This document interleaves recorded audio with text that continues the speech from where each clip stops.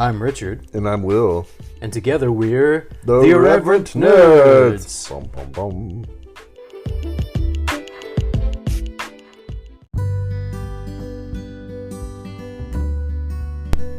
Today's episode of the Irreverent Nerd Podcast has been brought to you by Duff Beer. Don't just sit on your Duff. Get in the bar and drink some beer. That means you too, Homer.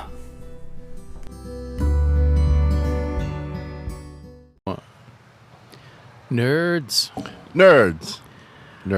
We are sitting here, not in downtown Winston. This time we are on my front porch, recording here for perhaps the final time. Because my family and I are going to be moving. Finally. We've been in an apartment for quite some time, and we are moving into a much bigger house that has a backyard and a fence around the backyard, and space for my wife's art studio. There should be an alcove where we can record our future podcasts. I'm planning on eventually buying these two little, the little sofa armchairs, little sofa chairs. Get Very nice. Two of those, set them up in a corner, and can have our mics, and be all fancy and stuff like the real podcasters of the world. You know what I mean? And record videos and everything. Yeah, that's the plan. But anyway, we're excited. We're excited about the house we should be in by the end of the month. Fingers crossed. So yeah, this will be one of the final times, unless we squeeze another one in before then, that we record at my domicile. We're out here with the fancy mics, sitting nice and cozy on a deck bench, and our knees are almost touching, but not quite. We've been closer. Bromance, nothing really gay about it. Bromance. Speaking of bromances, I've been thinking about putting our Redneck versus Otaku video back on YouTube. Ah, yes, you should. So y'all can check that out once it's actually up there, but that's not why we're here today. No, but we are working on a side project that Will has in development. Are we now? I wasn't sure if you were. It's just we were going to do that. It's in the conceptual phase at this point. He's got ideas. Have you started storyboarding? No, I haven't storyboarded. I'm still working on the script. Yeah, he had this fun idea. We're not going to spoil it at this point because we're not entirely sure it's going to happen yet, but we're talking about it. Yeah, I work like every day, so and recording in the dark is not very conducive. So video recording, unless it's meant to be a noir film or something, or you have like I don't have a lighting night vision camera. But no, we haven't recorded a video project, together in years and years. I think since Redneck versus Otaku, I think was the last one we did. Yeah, I want to say, and we had another one. It was like a noir thing that we did. What was that called? I don't remember what it. I'm trying to remember. It was called The Black Bullet. Ah, yes. It was supposed to be a detective superhero thing, filmed in black and white or something. Yeah. I think it was supposed to be in black and white. I did produce some footage, but that footage has been lost to time, and the project never. I think permeated. Didn't we? We got a little bit done, but didn't we use my old Panasonic Lumix digital camera, I think? We probably did, and that's the footage that has been lost to time. I might have it somewhere on a hard drive, possibly. I don't know. I'll have to go look for that. Cool. I hadn't thought of that in years. I think I was the detective. I think, were we both detectives? I'm trying to remember. I was a superhero detective. You were a superhero detective. I was just a normal detective.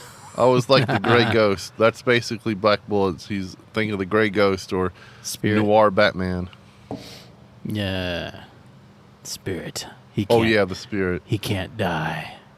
But his enemies can. Dun, dun, dun. Dun, dun, dun. He can't die because he already dead.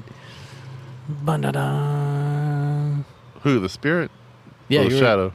Spirit. The Spirit already died, and then he got brought back to life, sort of, right? Now he's, more or less immortal, sort of. He can still get hurt. Are you talking about Will Eisner's spirit? Yes. No, he's alive. Wait, I thought he was dead. No, He no. didn't die and get brought back to life? No, what happened is that he was introduced to some chemicals that made it appear as if he had died. Ah. Good old chemicals. But he woke up later, very much alive. But since everybody thought he was dead, he assumed the identity of the spirit of whatever his original name was, and he has the secret headquarters in the graveyard. For the life of me, I can't remember his actual real name right now, but Nah, I can't either. no, he's very much really alive. He's not immortal. And the reason why all this happened is because Will Eisner, the creator of the Spirit, he didn't want to do a superhero. They were telling him he had to do a superhero with a secret identity, but he wanted to do a detective story. So he concocted this origin story and basically got to do what he wanted. His character is still a detective. He just wears a mask and has a superhero named the Spirit. Nice. Now, I have to confess, I've not read the Will Eisner comics. I've only seen the Frank Miller film. Oh, really? Yeah. So does he actually die in the film? I thought he did, but maybe not. But maybe they did take a lot of license. I thought I remembered him getting shot, and then somehow they were able to repair his body. Oh, he don't get shot in the comics. But like They repaired his body? it's been so long since I watched it, and I think I actually watched it on my Sony PSP back in the day. I had a Sony PSP. Like, I remember I saw Hellboy 2 for the first time on my Sony PSP. No. That's right. I was getting ready to go see it in theaters, so I watched Hellboy for the first time on my Sony PSP, and then I went to see Hellboy 2 in theaters. That's how long ago that was. This was like the aughts, I think, even before 2010, I think, pre-2010. When I was a lonely single man whose primary friend was another. Were you lonely back then? Only when I wasn't consumed with my work. We were both single back then. Yeah. Yeah. Lonely for women, I guess, but, you know. Yeah. Oh, so lonely. Lonely. So lonely. Should do a duet sometime. I don't think the world's ears are ready for me to do a duet. You want to pull out some harmony? Lonely. No. Oh, man. I guess in some sense we have been doing a duet for a year and a half now. Have we not? The podcast? Yes. But not a singing duet, but a True. a duet. Was it I'm thinking of like random, probably mistranslated French terms like eau de toi. Eau de toi. I don't know what I just The said. new cologne, eau de toi. I like how French Essence colognes... of two or something. I don't know.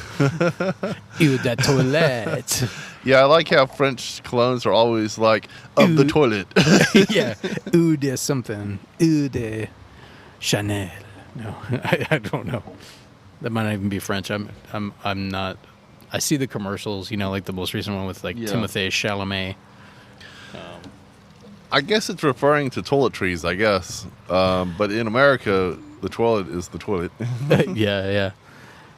Because I know in Britain, like if you say like, "Hey, have you been neglecting your toilet?" You know, it means your hygiene. Oh. Like you're not. You've been neglecting your toilet, have you? Yeah. I don't. You know, something like that.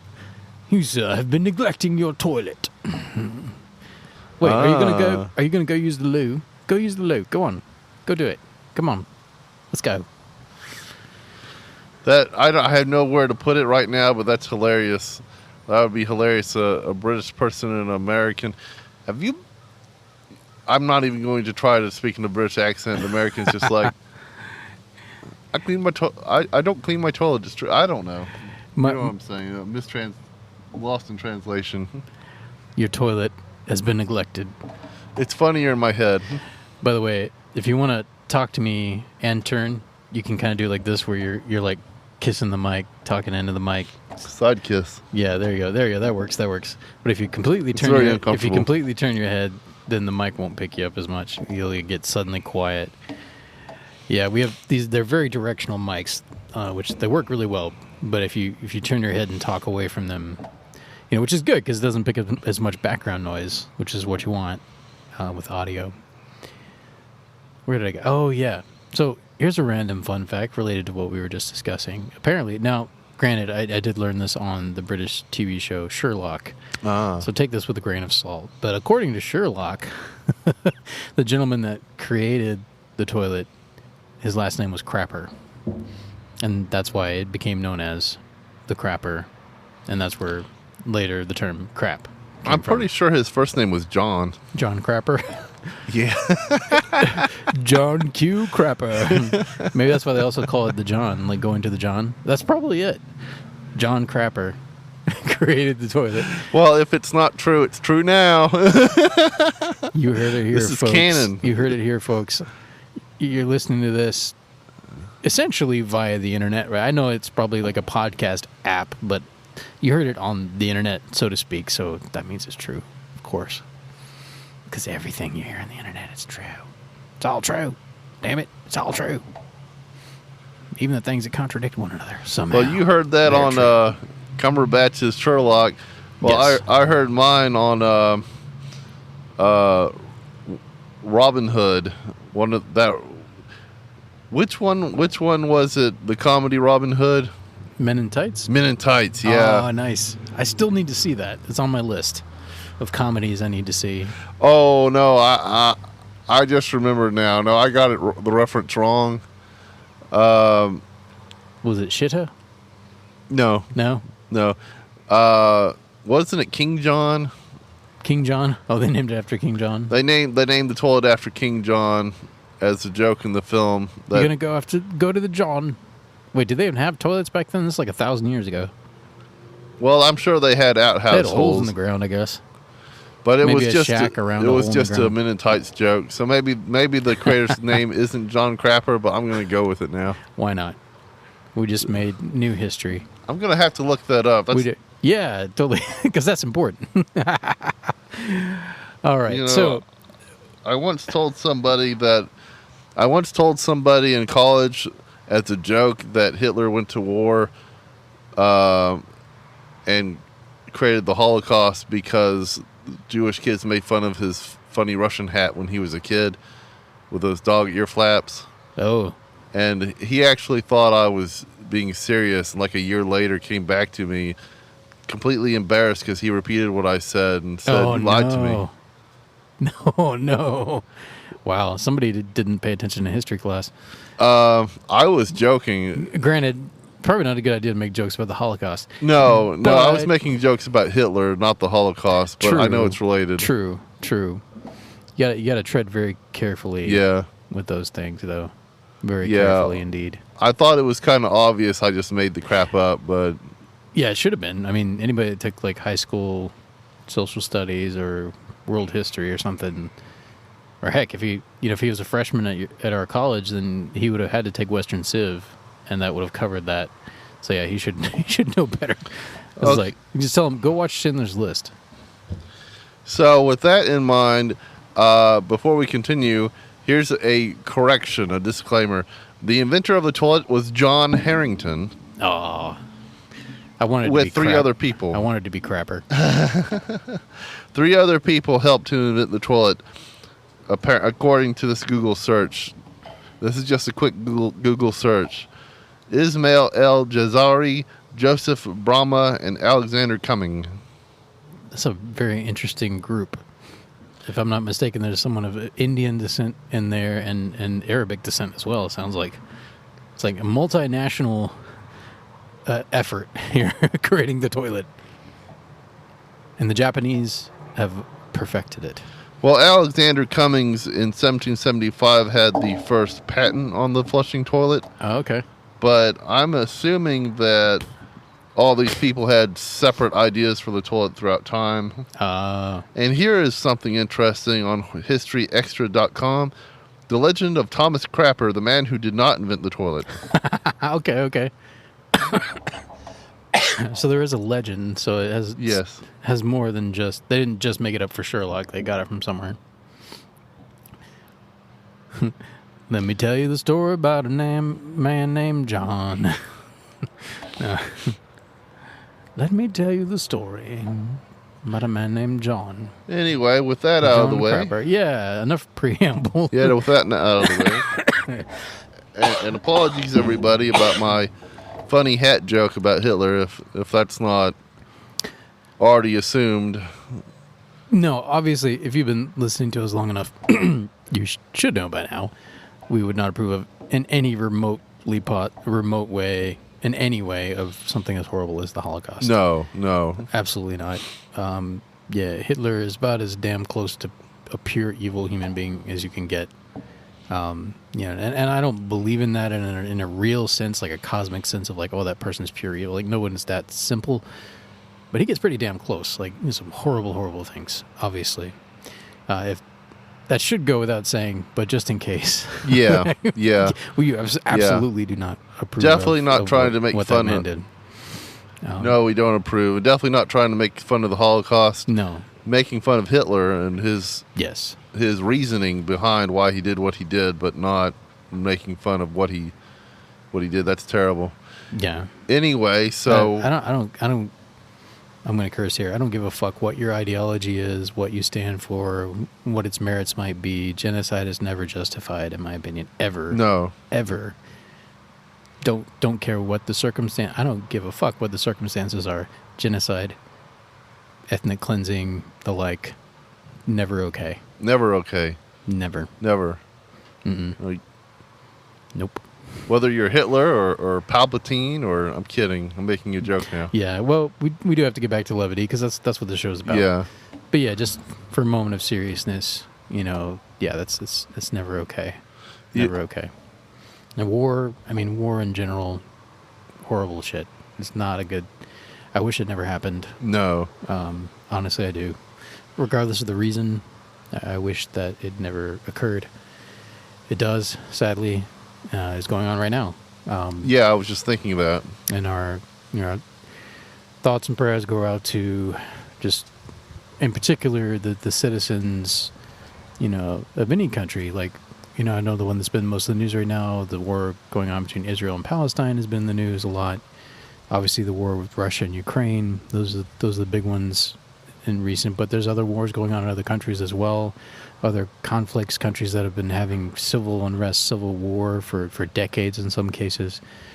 And the innocents, in a sense, the people that are not actively involved in the conflict but are often the casualties. Right. I think suffer the most. And, just empathy, thoughts, prayers, all the like go out to those they're in the path of those kinds of conflicts. Yeah. Hope for the day when those kinds of things won't happen anymore. We work towards that. Amen. And amen. All right. Enough serious stuff now to. I mean, not that some of what we're going to talk about after this isn't going to be serious, because Miyazaki often deals with serious themes in his films, and Nausicaä, such as war. Nausicaä is no exception. So it's not that we're going to be completely. I was going to say levity-filled, levelous. No, there is no adjective. Frivolous? Happy? I have no idea. There are going to be some serious topics, in other words, because we're talking about a Miyazaki film. And some of his are just pure fun, but this one is fun, but it is also deals with some serious things and serious themes as well. So this week, and we did not manage... I looked it up, and it was out of our price range, sadly. We did not manage to get a hold of the manga of Nausicaä. Maybe at some point we'll run across a used copy. So even though this is comic book week, I mean, this is based on a manga. This is somewhat unique in that the manga was created in order for the film to be made, as I understand it. Right. Miyazaki himself wrote the manga, I believe. He did, correct? Yes. Yeah, and continued writing it after the film was, I think 94, up till 94. And there is a collected volume that you can get. But yeah, it was a little bit more than we have in our budget currently. So I wonder if the manga story is one for one with the anime. probably not. I mean, since he continued it on past the film. Oh, he continued it past the film. And even what led up to it, even just for the purposes of the film, I think he had to adapt some things and change some things. Oh. So yeah, it's not a 1-to-1 correlation, but obviously, it, since he did it to help the film get made, I mean, that's one way to do it. They're like, hey, most people are making anime films based off of manga. Do you have a manga? It's like, no, but I will make one because I am Hayao fucking Miyazaki. Wow. Yeah, I did. I finished that documentary, by the way, and I should have written the title down. I don't have it pulled up right now. But yeah, it's a channel on YouTube. Darn, I should have written this down.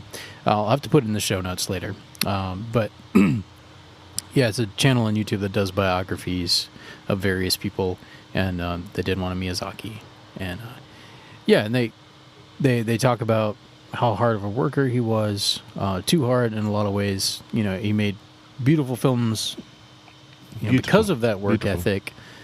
But you do sacrifice some things if you decide to put that much work, into your dream, your passion. You are going to lose other things. You're going to have your family, your friends, your toilet. Yeah. Your British toilet. I'm kidding. And I don't think he didn't lose his family in the sense that he has maintained a relationship with his kids, as I understand it, and according to the documentary. And his wife never left him. She was she stayed with him all those years, even very recently. In fact, I didn't realize until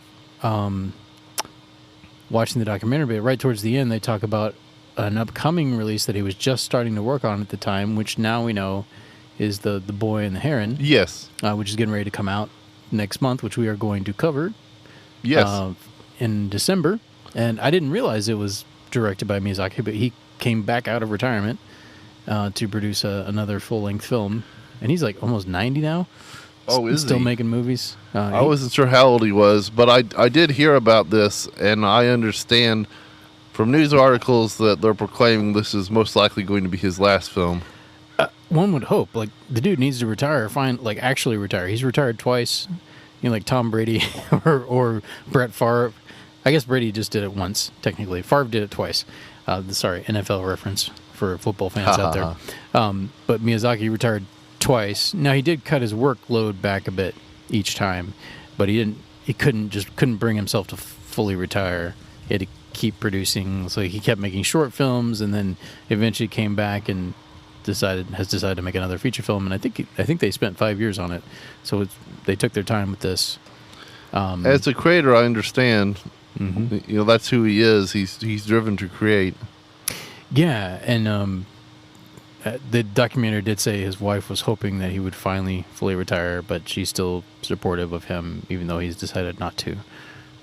So she's very loyal in that sense. But yeah, but we are going to go. We plan to go see that, and apparently it's going to be an IMAX. So if we can swing that, we should catch it in IMAX. I think that'd be pretty epic. We'll have to figure that out, but we're going to go see it, and we'll review it in December. It comes out December 8th in a theater near you. So be on the lookout for that. The Boy and the Heron. Anyway, on to today's topic. Nausicaä, Valley of the Wind. Will, would you like to do the honors? Yes. If you want to follow along, just go to the old Wikipedia entry. One day we will write our own intros and summaries, but the day has not yet come. So thank you, Wikipedia, and all the many anonymous contributors. Thank you. Nausicaä, Valley of the Wind, which in Japanese is Hepburn Kazi no Tani no Nausicaä. Wasn't Hepburn... What is this Hepburn thing they keep talking about? Because that was at the beginning of... Honestly, don't know. I don't know if that's like a symbol or... Yeah, I don't know. It says it's a romanization. Hibon Shiki Romaji. Hepburn-style Roman letters. is the main system of romanization for the Japanese language. The system was originally published in 1867 by American Christian missionary and physician James Curtis Hepburn. Anyway, I don't understand all that. So when it says Hepburn, it's telling you this is the Hepburn transliteration of the Japanese. I bet that's what it's trying to say. Okay. Oh, okay. Yeah, because I wondered about that too. It's like, what is that? Like Catherine Hepburn? Like what? Yeah. What's going on here? I didn't know but no, Catherine played in this. That makes total sense now. So that's the Hepburn transliteration or whatever. Yeah. Romanization, the romanization of the Japanese characters. So that's cool. That's cool. So the next time that pops up, I'm not even going to read Hepburn. Yeah. So the title in Japanese is Kaze no Tani no Nausicaä. Nausicaä. We apologize once again for our murdering of the Japanese language, by the way. Yes. Murder with a knife. This is a 1984 Japanese... No, a katana. Ha ha ha. I recently sold my katana, Richard, a few months ago. The one we used in Redneck vs. Otaku. Sadness. Yeah, I know. One day you'll get another. Ooh, birthday gift idea. Well, those aren't cheap, man. Yeah, it's going to be a few years. Oh, okay. if you can be patient. I can be more than patient. I got rid of it to become a foster parent, just to be turned down by that agency. Oh man. But anyway, Nausicaä Valley of the Wind is a 1984 Japanese post-apocalyptic anime fantasy film written and directed by blah blah blah blah blah. Hayao Miyazaki. Thank you. Miyazaki. Based on his 1982 manga. It was animated by Topcraft for Takuma Shoten and Hakuhodo and distributed by Toei Company. Joe Hisaishi, in his first collaboration with Miyazaki, composed the score. The film stars the voices of Sumi Shimamoto. I don't think I do much better. It's okay. Goro Naya, Yoji Masuda, Yoshiko Sakakibara, and Iemasa Kayumi. Set in a post-nuclear futuristic world, it tells the story of Nausicaä, played by Shimamoto, the teenage princess of the Valley of the Wind, who becomes embroiled in a struggle with Talmikia, a kingdom that tries to use an ancient weapon to eradicate a jungle full of giant mutant insects. Now, I think some of that was implied in the film, but not spelled out. I guess we'll save that for discussion later. Yeah. Nausicaä of the Valley of the Wind was released in Japan on 11th March 1984, a heavily edited adaptation of the film created by Manson International. Warriors of the Wind was released in the United States and other markets throughout the mid to late 80s. The Manson cut was derided by Miyazaki and eventually replaced in circulation by an uncut, redubbed version produced by Walt Disney Pictures in 2005. Yes.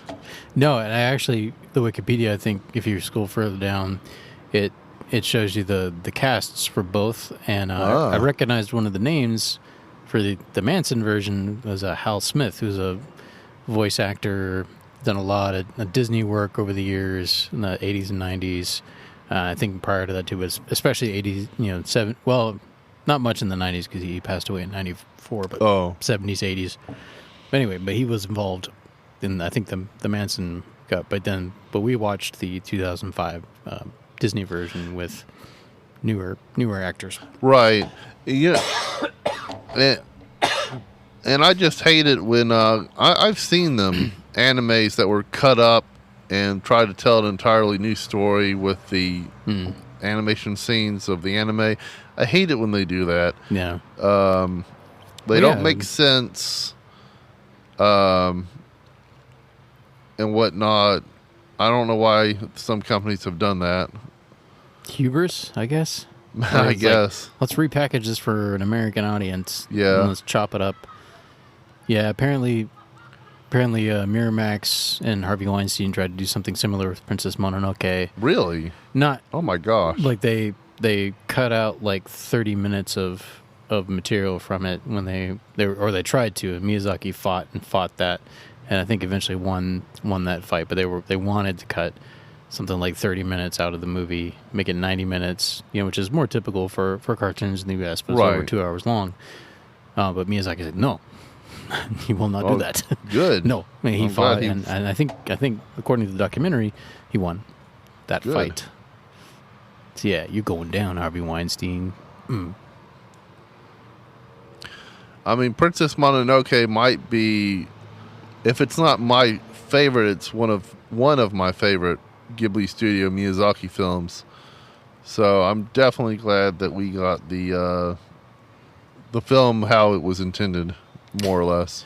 Yeah, I mean, obviously the original, is in Japanese, but yeah, with the dub version, like not changing it, just with the exception of, I mean, there's certain things that don't always translate perfectly when you're translating from one language to another, but yeah, the film as it was intended to be, just linguistically translated, not chopped up and re-edited. Right. I can think of one thing they changed, but we've already done our podcast episode on that. So anyway, Manson International made Warriors of the Wind. It was released in the United States and other markets throughout the mid to late 80s. And like we said, the Manson cut was derided by Miyazaki. It was replaced by the 2005 version, an uncut and redubbed version by Walt Disney Pictures. Though it was made before Studio Ghibli was founded, Nausicaä Valley of the Wind is often considered a Ghibli work and was released as part of the Studio Ghibli Collection DVD and Blu-ray range. The film received critical acclaim, with praise being directed at the story, themes, characters, and animation. It is the highest-ranked Japanese anime in a survey published by the Japan's Agency for Cultural Affairs in 2007. Nice. Do you want to read the plot? Yes, on to the plot. If I can find it. Wait, where'd it go? Ah, there it is. The plot. Okay. So, spoiler warnings, by the way, if you haven't seen this yet. Go watch it, then come back. 1,000 years have passed since the 7 Days of Fire, an apocalyptic war that destroyed civilization and caused an ecocide, creating the vast toxic jungle, a poisonous forest swarming with giant mutant insects. In the kingdom of the Valley of the Wind, a prophecy predicts a savior, quote, clothed in a blue robe, descending onto a golden field. Nausicaä, the 16-year-old princess... She's only 16? Dang, I thought she was like 19 or 20. Okay, 16. The 16-year-old princess of the Valley of the Wind explores the jungle and communicates with its creatures, including the gigantic, trilobite-like armored Om. She hopes to understand the jungle and find a way for it and humans to coexist. One day, at dawn, a massive cargo aircraft from the kingdom of Nausicaä crashes in the valley, despite Nausicaa's attempt to save it. Its sole survivor, Princess Lestelle of Pejit, pleads with Nausicaä to destroy the cargo and dies. The cargo is an embryo of a giant warrior, one of the lethal gargantuan humanoid bioweapons that caused the 7 Days of Fire. Nausicaä, a military state, seized the embryo and Lestelle from Pejit, but their plane was attacked by insects and crashed. One of the insects emerges, wounded, from the wreckage and poises to attack, but Nausicaä uses a bull roarer to calm it and guides it away from the village.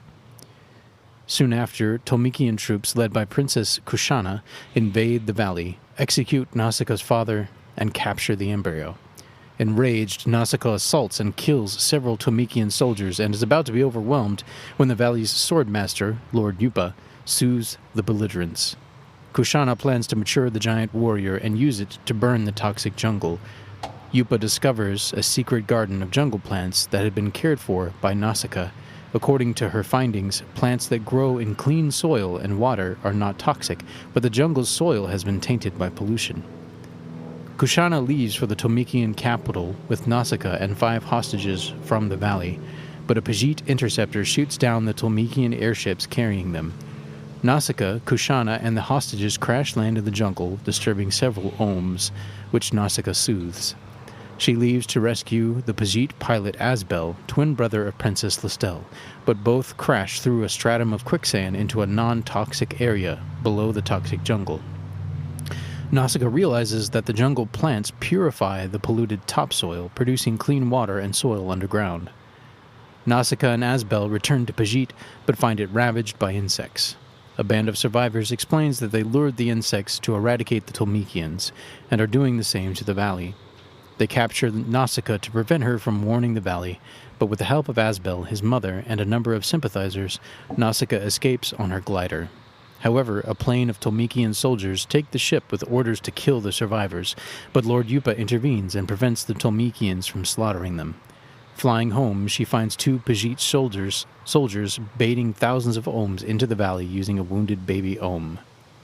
The people of the valley take shelter while the Tolmekians deploy tanks and the giant warrior, but tank fire does not deter the Ohms, and the giant warrior hatched prematurely disintegrates. Nausicaa liberates the baby Ohm and gains its trust. She and the Ohms stand before the herd, but are run over. The Ohms calm down and use their golden tentacles to resuscitate her. Nausicaa, her dress drenched blue with Ohm blood. Oh. That's why it got blue. Oh. Okay. Yeah, her dress changed color, and we couldn't figure out why, if it was an artist mistake, but this makes sense. Yeah. Drenched blue with Ohm blood, walks atop golden Ohm tentacles as through golden fields, fulfilling the savior prophecy. The Ohms and Tolmekians leave the valley, and the Pajits remain with the valley people, helping them rebuild. Deep underneath the toxic jungle, a non-toxic tree sprouts. Technically, since she was wearing a red dress or shirt, shouldn't the blue have turned her purple? Good point. Good point. All right, let's see. Oh, darn. Lost place. Do you want to... So it's on the far right.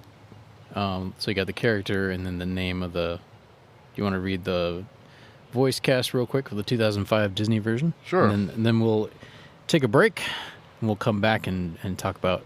Give our review of the film. Wow, the Manson version changed Nausicaa's name to Xandra. Well, then. So, anyway, in the official dub, Dun, dun, dun. dun, dun, dun, Nausicaa is played by Alison Lohman, Lord Yupa by Patrick Stewart. That's right. Patrick Stewart. Asbel is played by Shia LaBeouf. Is it LaBeouf or LaBeouf? Shia LaBeouf. Shia LaBeouf. I'm sorry, I butchered his name for decades. LaBeouf. Wow. Kushana is played by Uma Thurman. Kurotoa. She likes to dance like Uma Thurman. Sorry, got some Fall Out Boy. Fallout Boy? Fall Out Boy. Keep I'm reading. just- Keep reading. I'm just wondering if that's related to Fallout, the video game series. No, not as far as I know. Okay, Kurotoa is played by Chris Sarandon. Mito is played by Edward James Olmos. Obaba is played by Tress McNeil. Goal is played by Frank Welker. Wow. Yeah, man. Wow. Welker, voice actor extraordinaire. Yeah, I definitely recognize his name. He also does vocal sound effects.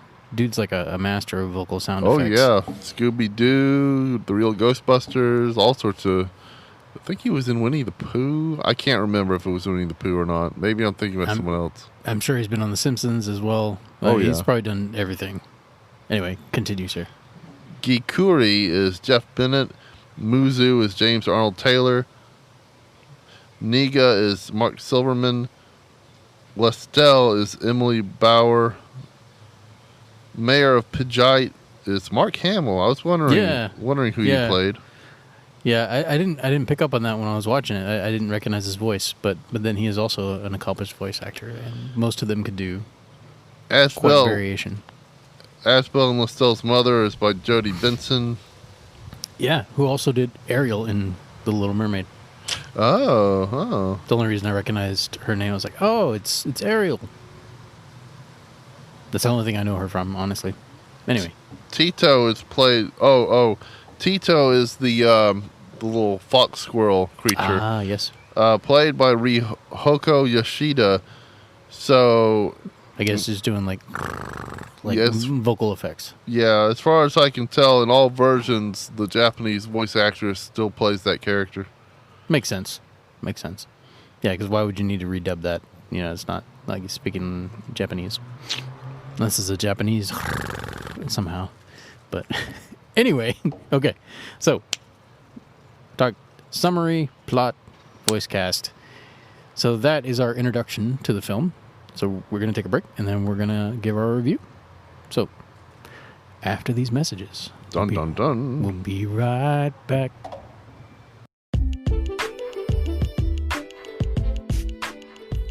Nerds, we would like to hear from you. Yes, you. You can send us a voice message if you go to our Spotify for Podcasters profile. You can get there by going to irreverentnerds.com. There is a message button. You can click on that. You can leave us a voice message. If you do that, we will include it in next week's episode. You can also follow us on social media. Our Instagram handle is at irreverent_nerds. We are on Facebook simply as The Irreverent Nerds. YouTube, The Irreverent Nerds, once again. And that's it. Those are only places where you can find us at the present, beyond, of course, your podcast app. So, if you find us in one of those spots, please feel free to let us know what you think of our episodes, whether you like them, dislike them, you're ambivalent, whatever you want to say, give us your 2 cents. Thank you, nerds. Now back to this week's episode.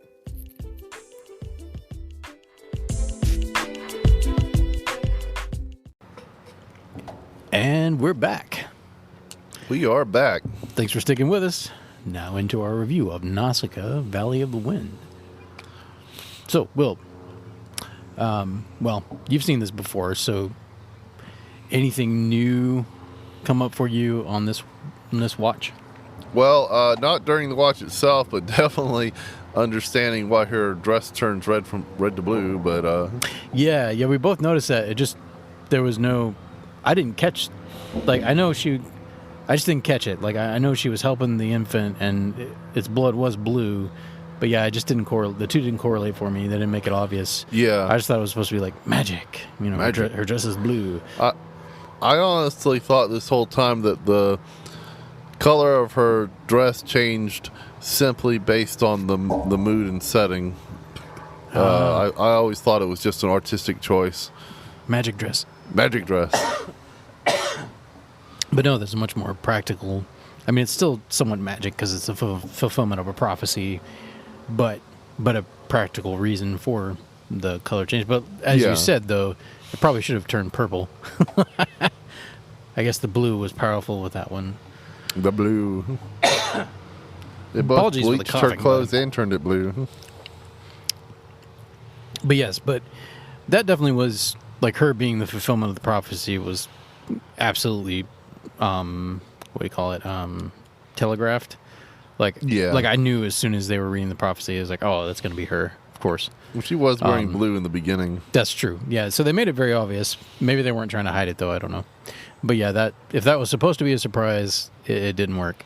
And I've never seen this before, never read the plot before, so had it been executed, maybe it wasn't intended to be a surprise, but if it wasn't executed very well, because I picked up on that right away. I was like, oh, yep, that's her. Okay.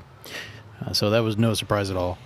I don't know if they were trying to trick you because it's like a male. Yeah. The prophecy is about a man. Typical, I think so. As Schmidt would say. Sorry, New Girl reference. Typical. No.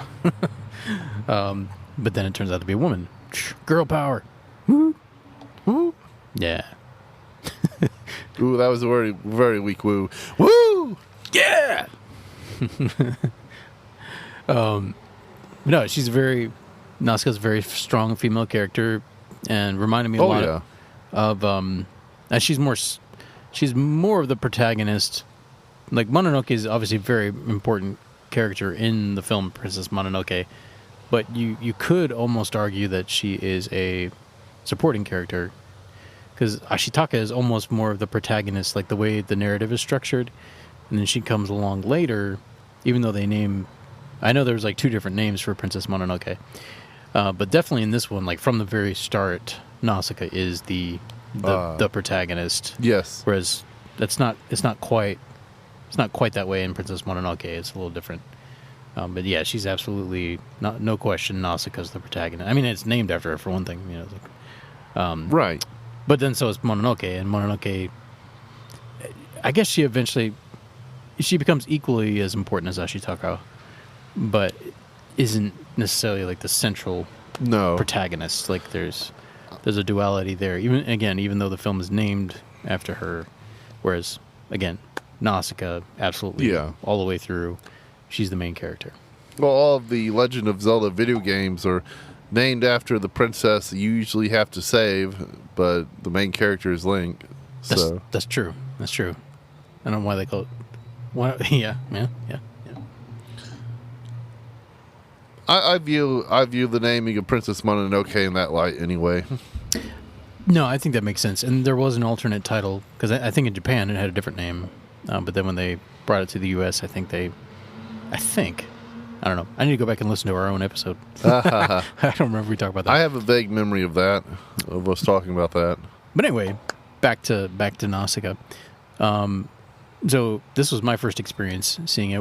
When was yours? Like, I mean, it came out in 2005, so I know you weren't a kid, but like, or I should say, the dubbed version came out. Had you seen the Japanese version prior to that? No. Okay. I had also not seen the messed up cut either. That's good. Yeah, you weren't. I'm curious ruined. now, though. Yeah, no, I am curious about it. It wouldn't surprise me if someone has put it up on YouTube. Yeah. Although Ghibli might sue them if they have tried to do that, so maybe not. Might not be on YouTube. But yeah, I am a little curious too. And I like Hal Smith as a voice actor, so he played several parts in that. So I'm a little curious just to hear. But what is he known for in Disney? Let's see. Well, probably the reference you would be most familiar with is he's in DuckTales. He plays Glomgold. Oh, okay. Cool. He also does. Oh darn, the inventor. What's the inventor's name? Darn it. No, I know. I remember. Gad. No. It starts with a G. I Darn thought. it. I can't think of his name. I can't think of With his name the right orange now. hair. Yeah, the main, Scrooge McDuck's like resident inventor. His Gadget. Gazooks. No. Darn. Yeah, I don't remember either, but I know who you're talking about. But anyway, Hal Smith plays both of those characters. So, and probably a number of others as well. And I also know him from a radio drama that he was a part of for 7 years called Adventures in Odyssey. This is a somewhat more obscure reference. I mean, unless you were raised conservative Christian in the late 80s and 90s, or even the aughts, you probably have no idea what that show is. But it's very popular within that realm of like evangelical Christian community. It's a very family-friendly show for kids, that kind of thing. But they had an elderly character in there called Mr. Whitaker, and he played the original Mr. Whitaker until he passed away in '94. Oh, okay. So that was my first exposure for him. But he also was in Beauty and the Beast, the Disney film. He plays the horse. He plays the horse? Philippe. Yeah. Oh, okay. Yeah, just randomly he does the horse vocal effects. I was like, oh, wow, that seems somewhat wasted. Why didn't they give him another part? Like, just let him do the horse. Yeah. Like, he just came in and was like, all right, $2,000. There you go, or whatever. But Glomgold would be my introduction to him then. Yeah, Flintheart Glomgold. Yeah, and then of course I cannot think of the inventor's name. It is G. It does start with G. I'm pretty sure you're right about that, but I can't think of it. Anyway. Those of you who are DuckTales fans, you know who we're talking about. Yeah. And we're talking about the original DuckTales, the real DuckTales from the 80s. I think did it make it to the 90s? It was like 4 or 5 seasons. What, DuckTales? DuckTales. I'm pretty sure it made it. Well, I think it made it. Anyway, I don't know. We're off topic. But that was the Manson version. Yeah. The 9 Inch Nails version. No. Not the Charles Manson version. That'd be interesting. Everyone dies. No. Well, I like the part where Nausicaä bit the bat's head off. I think I missed that. She bit a bat's head off? I'm joking about the Manson version. Oh, oh yes. I was like, I didn't think I saw that. I feel like she wouldn't do there that. I go again with a joke, and people think I'm serious. Took it too seriously. He walks the line. All right, so do you remember when you first saw it? Do you remember your initial impressions of the film? You were like, "This is amazing. This is my favorite animated film ever." Or Well, like, I really like it. I really like the giant ohm bugs. did you see it in theaters? No, I Did didn't. they release it? I don't remember when I saw it first. I'm Okay. pretty sure I probably rented it. Yeah, I don't know if they. I don't know if they re-released it in 2005 when they did the English dub, like of Disney. Like, I'm not sure how that worked, but You know what? I take it back. I could be wrong, but I take it back. The first time I saw it might have been just 2 years ago on HBO Max. okay. It's. I knew it existed, but Same now here. that I think about it, I don't think I actually watched it until then. Same here, yeah. Like I had seen the cover, on like DVD, like rental stores or at the library and the video section. Yeah, So well, I'd known of it for years. I definitely saw Princess Mononoke because I was really into Japanese stuff back at that age, but Yeah. a few old Japanese settings. But Nausicaä, I'm gonna say I probably didn't see that. Definitely Probably did Until not. HBO Max. Never always see that. No. But anyway, but obviously your first experience was positive, and Oh yeah. and then this one as well. So second watch, or however many, it's at least your second watch. At how, least. How many nerd hats out of 5 would you give this? I'm thinking of 4.5. I feel similarly. Yes, that's what I was thinking. We're on the same wavelength here. Yes, this film is excellent. It's excellent. It's right up there with Princess Mononoke. Do we give that a 4.5? I'm trying to remember. I know we can't were close to remember. that, I think. We were definitely close. Yeah. But yeah, I feel similarly. I really liked this. It's very well crafted, well written, engaging. Oh yeah, the music was Yeah. great too. Yes. And I think Hasashi, I can't remember. I believe he did the music for all Studio Ghibli films, as I understand it. So same guy. So there's a lot of continuity there. I don't know if he's still doing it or if he's still alive, but if so, I imagine he might be doing the music for The Boy and the Heron as well. Perhaps. But yes, beautiful music. Obviously, the animation is gorgeous. The story, elements is. Now, I'm curious as to whether Miyazaki was influenced by Dune, because there were some elements that definitely reminded me of Dune, like even the Ohm. Just they remind me a little bit, although they end up having much more character than the sandworms in Dune.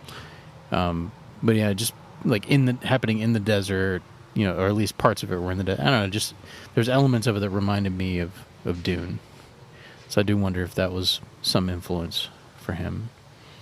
It does seem obvious that this film influenced Mononoke later, that there's Right. some similar elements, that carry through, I guess, to Mononoke. This one, again, has a very ecological message as well. So, yeah. Hey, guys. So, we lost a little bit.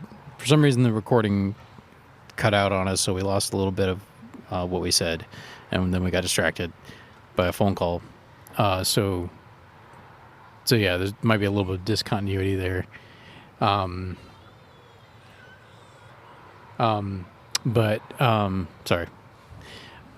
But yeah, we're gonna finish up here. We got about 15 minutes left in our episode. So let's see. So we're talking about some of the themes. We talked some about the ecological message, Right. And how the character is against violence, like Ashitaka from Princess Mononoke, and Yeah, it's like it's a last resort, more for self-protection kind of thing. In her case, like she very much attempts diplomacy, if you will, and attempts to rescue and warn, and as opposed to just having the instinct to attack. One of the things I wanted to talk about was the film didn't actually state this, but it seems implied that, sorry about that, some city ambiance. Yeah, there's a scooter over. It seems implied in the film that nuclear fallout is what caused the toxic jungle and the giant insects. I think it's meant to be an analogy for a nuclear war because it's like, the giant beings. Yeah. The one that they try to resurrect there at the end. Like, I think they're meant to be like an analogy of a nuclear bomb. Right. Oh, okay. I get it now. I get it. Essentially, I think it's meant to be analogous to that. So he was trying to make a comment without saying, "Oh, a nuclear bomb." He's trying to make a comment on, because I know he's definitely against like even nuclear power, let alone nuclear weapons. Miyazaki is. Yeah, nuclear power plants are very dangerous. Well, there was an earthquake in Japan, maybe a tsunami, I forget, and an entire area of Japan is now uninhabitable, or was uninhabitable because the power plant had a meltdown. Yeah, that was many years ago. It's kind of like there's only been two, like that one due to an earthquake, and then Chernobyl, which was due to shoddy workmanship and construction and just neglected safety practices, as far as I know. There's only been two since the advent of nuclear power. Like statistically, big picture is actually very safe. Oh, okay. Well, that's good. And they've made it more and more safe over the years. But unfortunately, when there is, it's sort of like plane crashes. You know what I mean? Compared to auto crashes, like auto crashes kill a heck of a lot more people than plane crashes do. But when one does crash, it's more catastrophic. So I feel it's kind of like that, where if something does go wrong, it's catastrophic. But statistically, it causes less damage, and certainly it's cleaner form of energy. Oh, really? Absolutely. Oh, I didn't realize that. Than like coal power or oil power, even natural gas, like things like that, as I understand it. But again, sadly, if something does happen, it's more catastrophic. But there's only, to my knowledge, there's only been two actual like meltdowns, and one of them being caused by natural disaster, which obviously I don't know if this was the case in Japan, but you definitely wouldn't want to build a nuclear power plant on a fault line. So no, I don't know if that's what they did, or if maybe they didn't have an option. But regardless, like the earthquake led to that, whereas Chernobyl was more of a man-made accident. Chernobyl being the worst, right? And yeah, really the only one where we were genuinely at fault as humans for this mess. And as I understand it, that area in Russia, or I think it's in the Ukraine actually now. In the modern Ukraine, I think. Belarusia? You might be right. Anyway, it's in that general area of the world. But I think it's still uninhabitable for humans. Plants are starting to regrow, as I understand it, and some animals have made it back in there. Yeah, there's some mutated dogs living there. But yeah, humans still have to stay out of that area. Yeah. Too much radiation exposure. So, yeah, it's one of those. It is kind of, I guess the best analogy I can give is like that airplane crash versus a car crash. Like, more people are going to die in one crash, but because they crash much less often, fewer people as a whole, statistically fewer people die in the plane crashes than car crashes. But anyway. So the giant humanoid creatures in Nausicaä, they're a metaphor for nuclear bombs. I think so. Yeah, or definitely like industrialized warfare for sure. But yeah, with it being so big, like that was my takeaway. I was like, this is sort of an analogy for nuclear warfare or a nuclear bomb. That's definitely deeper than I wasn't thinking that deep. Yeah. Well, I mean, it totally makes sense with Miyazaki, with them being Japanese as well, and having been the only country who's had a bomb dropped on them, like a, not a, I don't technically those weren't. I don't think they were nuclear. They were hydrogen bombs, I think. Oh, okay. I guess I don't know if that's in the same category, but anyway, very destructive weapon. A hydrogen bomb dropped on Nagasaki and Hiroshima. So, yes, and I'm sure the the fallout psychologically from that is still present, especially in the older generation in Japan, I would think.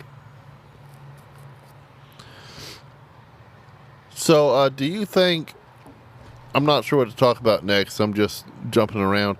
Do you think that the resurrected Nausicaä, it really did seem like she died at the end there, or do you think that they just, because it seemed like they were healing her wounds somehow? Yeah, they definitely healed her. I mean, I don't know that she was dead, like, because people that were saying that were looking at her from a distance. So there wasn't anybody there checking her pulse. You know what I mean? So we don't really know that she was dead, but they definitely healed her, I think. How could they even see her? Were they on a hill or something? I can't remember. Yeah, I think they were up in the was it the castle or whatever? Oh, okay. Yeah, so they were up high enough that because they were trying to avoid getting trampled, so they were getting as high as they could, and they could see her down there. But yeah, that was a cool scene though when all the tentacles come out and then raise her up, and then they heal her, and then she becomes like the like quite visual representation of the prophecy fulfillment. And then the was it Baba? No. Yeah. Obaba? Obaba, not Obaba. Not Obama. Obaba. The elderly wise woman who's blind, but still it goes wide-eyed with, pupils dilated and everything from time to time, like, oh, I can see. No. But no, she could sense, she could see somehow, or no, that's right. They described to her what was happening, and she's like, oh, she's the fulfillment of the prophecy.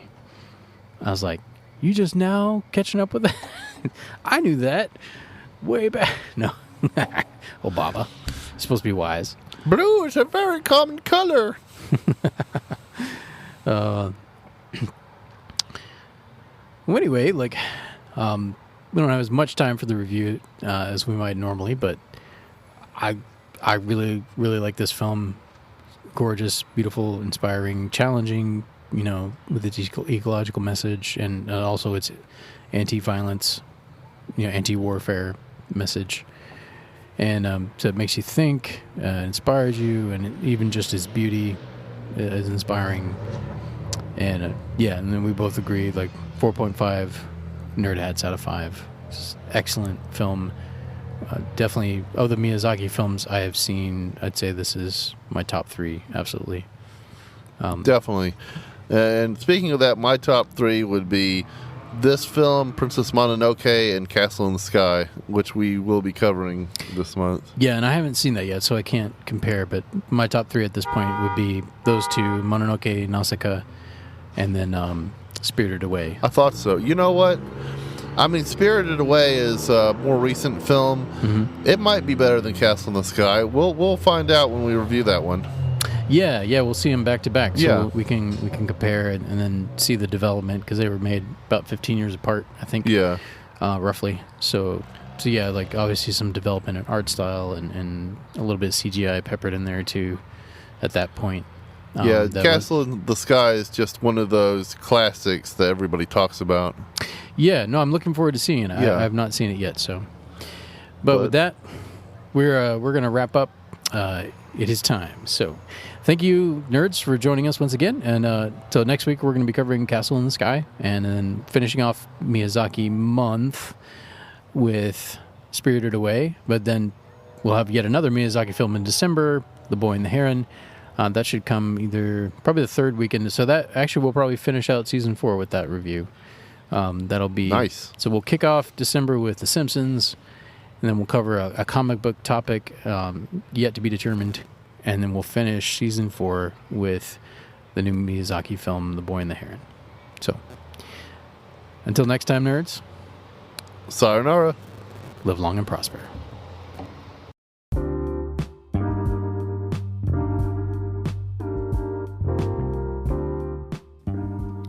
Thank you so much for joining us for another episode of the Irreverent Nerds podcast. If you would, consider following us on Instagram. We are there at irreverent_nerds. You can also hit us up on Facebook. Just look us up there at the Irreverent Nerds. That's our fan page. We have a YouTube channel as well. Once again, The Irreverent Nerds. Nice and simple, right?